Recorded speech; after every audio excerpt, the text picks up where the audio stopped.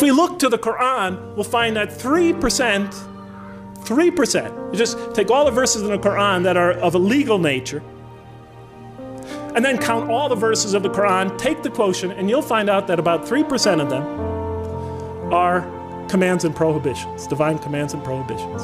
97% of the Quran teaches ethics, the relationship between God and man, the purpose of life, morality, other truths as well.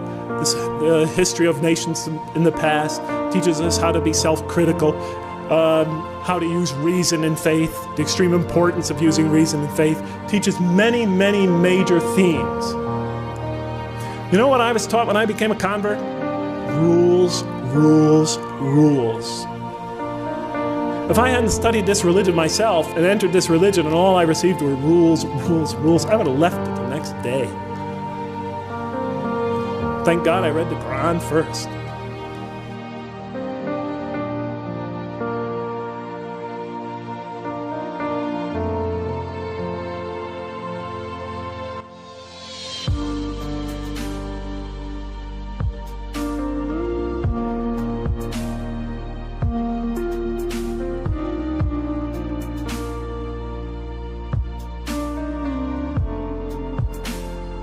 And the Quran is written in a very interesting style. In the beginning, it's quite technical. It goes into a lot of specifics, laws and rules and regulation. By the middle, it takes you into stories, beautiful stories, powerful allegories. Towards the end, the emotions of the Quran picks up and it like reaches a crescendo and brings it all to this beautiful, powerful bursts of spirituality and eschatology, and it all comes together in brilliant, pounding images. And by the time I was getting towards the end of the Quran and my atheism began to fade away, I began having these powerful spiritual moments when I felt I was in the presence of this tremendous divine embrace. I remember reading the surah, Ad-Dhuha wa layaknya idha saja ma wadda'aka rabbuka, you know. When I got to the end of that surah, I cried like a baby for 20 minutes. I didn't even believe in God. And it brought me to tears. And you know, I would try to deny these experiences as I was having them. I would try to step on them. They just kept coming.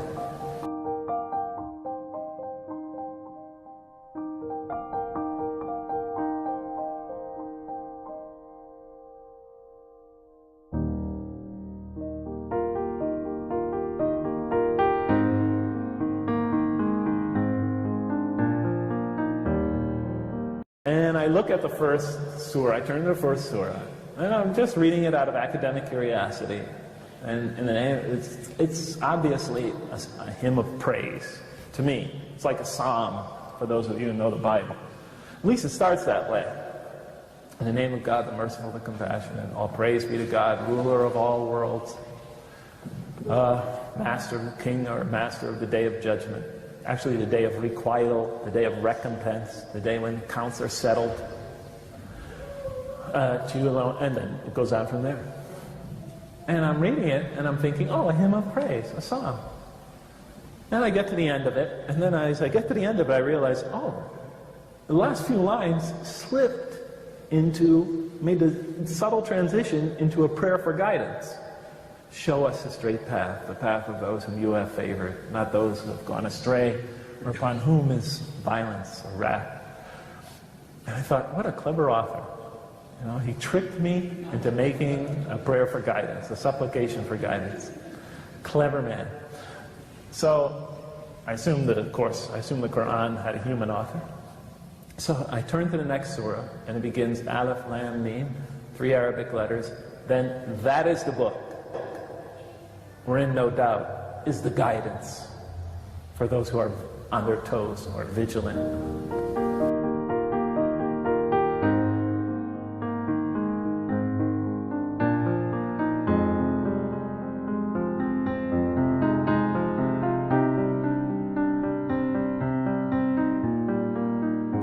But I come to the 30th verse, and it begins, Behold, your Lord said to the angels. Behold, your Lord said to the angels. So we're about to hear a heavenly announcement, a heavenly election, a great moment. So, this great election. Behold, your Lord said to the angels, I'm going to put a vicegerent of mine on earth, a viceroy, an emissary, a representative of mine. This is a noble election. God is about to create man and assign him a noble role. I immediately said to myself, no, he obviously got the story all wrong. Man is not put on earth to fill some noble role. He's put on earth as a punishment. Because that's, in my religious tradition, the one of my birth, the one I abandoned, and I'm not putting it down, but that's the way the story is told. And I felt the author got confused when he was, repeating the story.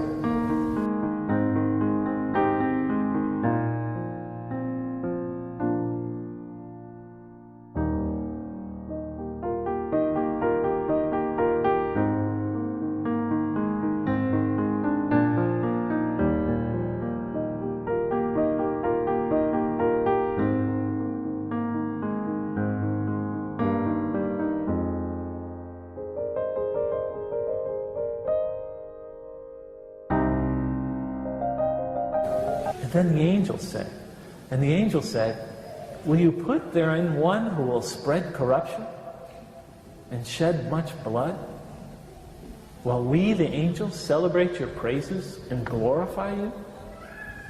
Glorify your holy name? And I read that verse, and I just stared at it. I was captivated. I was angry. I could feel the heat rising inside me. Because look what it says. Will you put therein one? God says, I'm going to assign these humans this noble role. And then the angels say, are you going to create this being who spreads corruption and sheds much blood? This most criminal, violent, destructive creature? And put him on earth in this role? When you could create us? As they plainly say, well, we celebrate your praises and glorify you. How could you create this and assign him that role when we are clearly more deserving and more appropriate? Are you following me? And that was my question. That was my life. That was my childhood. All of it. Just encapsulated in those 15 words. And I was shocked.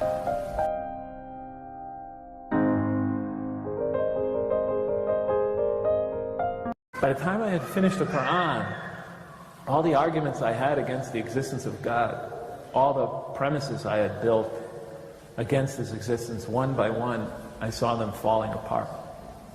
So by the time I finished the Quran, I had no more argument against the existence of God.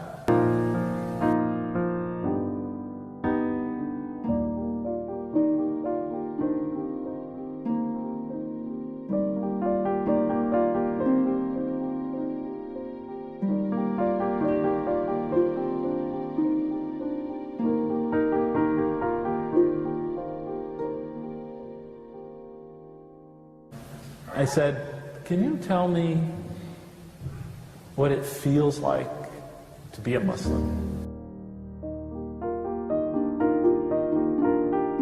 He started, Allah. And then he said, Allah is so merciful. And he loves us more than a mother loves, and the words he used, her baby child. We can do nothing except by the will of Allah. When we breathe in, it is by His will. And when we breathe out, it is by His will. And when we take our foot off the ground to walk, to take a step, we'd never accomplish that except by Allah's will. And our foot would never reach the ground again except by His permission. And then he said, and when we pray and put our nose to the ground, we feel a peace, a joy, a rest, a coolness that's impossible to describe. You just have to experience it to know.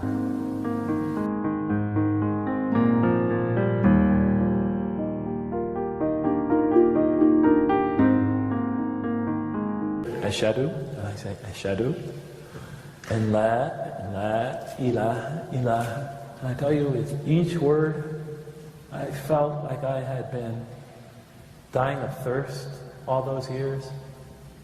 And with each word of the Shahada, it felt like somebody was dripping a drop of water into a parched throat. And so I became a Muslim.